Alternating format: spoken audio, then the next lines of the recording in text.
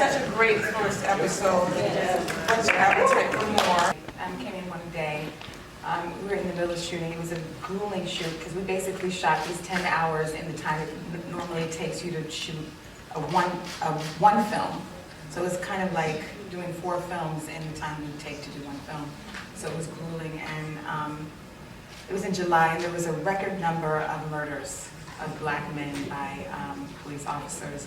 And we were just bombarded with this, and we had a black female first AD named Pip, and it was, I think it was Philando, had just gotten murdered and came in, and she was wrecked, and she was crying, and we just couldn't start the day, and we were all just kind of destroyed from just the bombardment and, you know, just the shock and the awe of, I can't believe this is still happening over and over and over again. And we had a prayer circle, and we took a moment of silence, and it really kind of dropped in for us how important the work is that we were doing, and we asked for grace in this work because of all of these souls that were gone. So yeah, there were, in a weird way, as an actor, you have to do a lot of imagination work to get into the character, and in a weird way, unfortunately, the work was done for us because it was right there. So it was chilling at times, and it wasn't like we were pulling it. They had started developing it about 5 years before, so there was a lot of weird synchronicity with the timing of it all. Matt, can you talk a little bit about that as well? Yeah. So the day that we're talking about, I remember looking at it online, and it was on every single one of our social media feeds. You see it on Instagram, you see it on Twitter, you go on Facebook, you actually see that people reblogging the Facebook Live post of what his fiance was videotaping with his child in the back seat. And we started the day, and I'm going through it, and I'm watching all of this, and I think there's a certain part of us as men that we kind of try to put on this hard facade, no matter how much anything affects you, no matter how much anything hurts you. As men, we're kind of taught, you're a man, I'm man type thing. But I walk on the set, and I'm watching it, and in my head I'm like, it's really affecting me. But in my head I'm like, oh, we're good, you gotta work, it is what it is. And then I walk into my trailer, and I don't know, I think I probably forgot what we were shooting that day. But I open the trailer, and the first thing I see is my police uniform. And I remember that that's the day that we're actually shooting, me shooting the kid. So the facade that I had, the hard shell of a man that I thought I was going to try to portray for the rest of the day, just to get through the day, broke, completely broke. I was inconsolable. I couldn't even think of putting a leg in my uniform.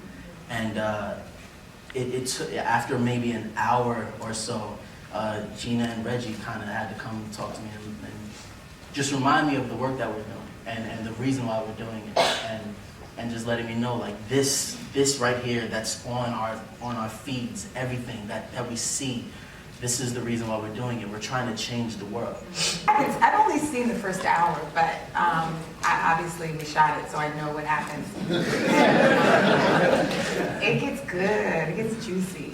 It gets astonishing. It gets really juicy. So, and yeah.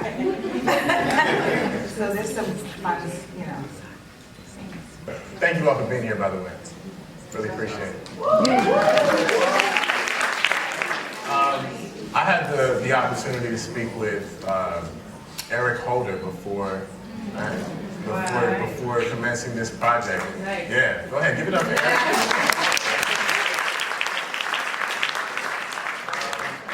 For me, it was invaluable to connect with Eric because when I thought about who Preston was, I hadn't seen him in television. I hadn't seen him in film. He was really somebody I was going to have to curate from the ground up. And for me, one of the only people I could think of was Eric Holder. And it just so happens that incredibly Gina had already connected with him and asked if he would Skype with me a couple of times. I actually never got to meet him in person, but we had a couple of Skype sessions, and I basically wanted to talk to him about his journey rising to success, to the level of success in which he had. You know, I personally believe that Preston has some of those same aspirations to be Attorney General one day, or to be, you know, the president one day. So, you know, talking with Eric and speaking to him about his journey and, you know, his struggle, really, you know, his struggle rising to success and what his blackness has meant for him along that way, you know, regardless of how successful he was always very aware of it, and he was always in a space where he was made to be aware of it. And I thought that was very, very interesting. You know, for me, probably the most important thing that, you know, I think that I took from Eric was, you know, I asked him, I'm like, you know, how hard would it be to sit across from another black man and prosecute him? You know what I mean? And for me, I had a lot of tough scenes with Mac as the series goes on, where, you know, it was a little tough for me to, you know, how do I look at somebody who looks exactly like me and, you know, tell him that he's wrong, especially when I see so many people, so many white cops doing the same thing and getting off, you know, getting off. So, you know, that was a part of my internal struggle as a character, something I had to deal with. But also just mentally getting in the space of, you know, this guy's a super confident guy, super educated guy. He really wouldn't be in the position he's in if he wasn't smart. You know, coming into this case and helming this, you know, helming this case by, you know, by himself with his partner. With his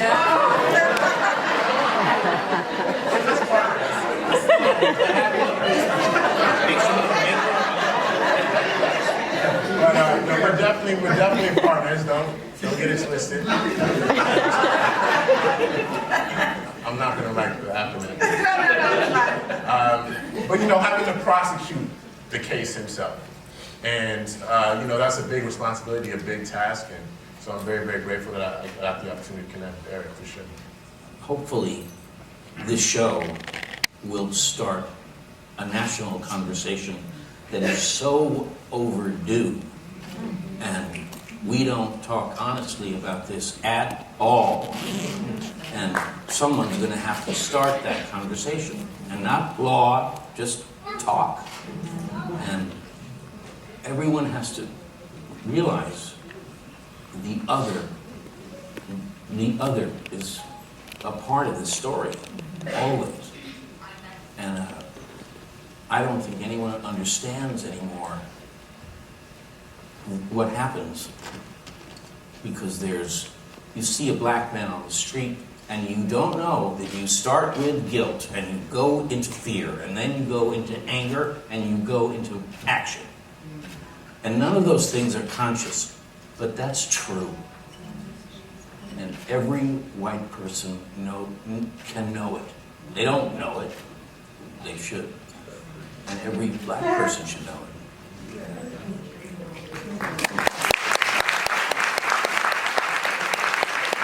It is reflecting the world that we live in, and yet it's still entertainment. It's fun to watch. And that's what we were saying. What was the phrase you guys, your motto? You entertain, their mouths are laughing. You get the audience at the edge of their seats and Yes. one leaning forward and the truth. That's what's gonna happen, y'all.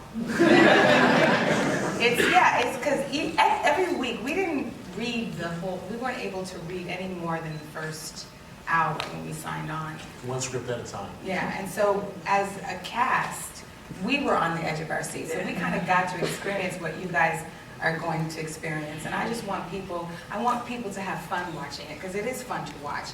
And it's also going to be horrible. I hope that people cry. I hope that people are like, ooh.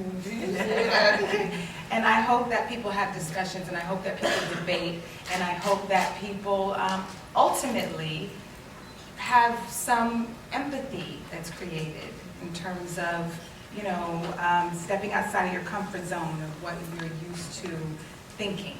And I hope that hopefully, because of that, some compassion is created, and that's what we need in this country right now.